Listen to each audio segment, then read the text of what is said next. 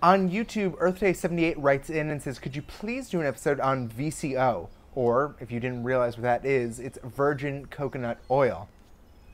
Of course, EarthDay78, we will do an episode on coconut oil for you.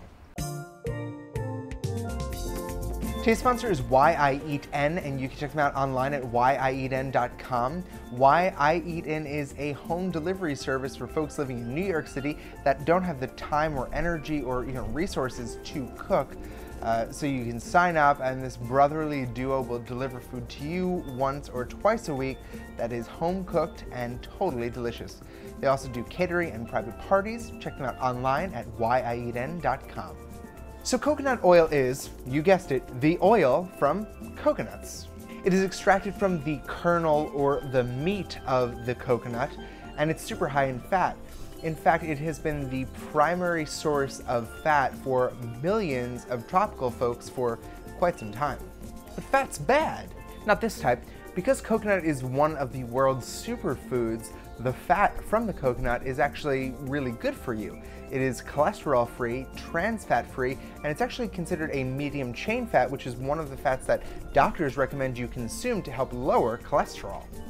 Coconut oil is very heat stable and it has a super high smoke point, which means that you can cook a lot of things in it and not worry about it burning up and turning into a carcinogen.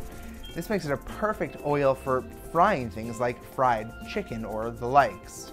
Coconut oil is so stable that it's actually really slow to oxidize, which means that you can keep a jar of coconut oil on your shelf for a few years and it'll still be perfectly usable.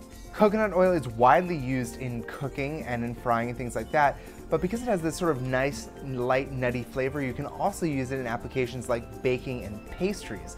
Today we are going to make some vegan fudge with the coconut oil. Over a double boiler, add half a cup of virgin coconut oil. Slowly sift in half a cup of confectioner sugar while whisking the hot coconut oil. You want it to dissolve, don't put too much in or it will clump up. Once that's dissolved, add half a cup of cocoa powder, stir that in, and whisk it until it's combined. Now you can flavor this, you could put some sea salt in it, you could put some chili powder if you want like a Mexican thing, it's up to you.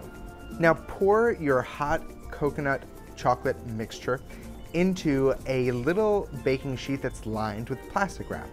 Put this in your fridge and let it harden for about 30 minutes.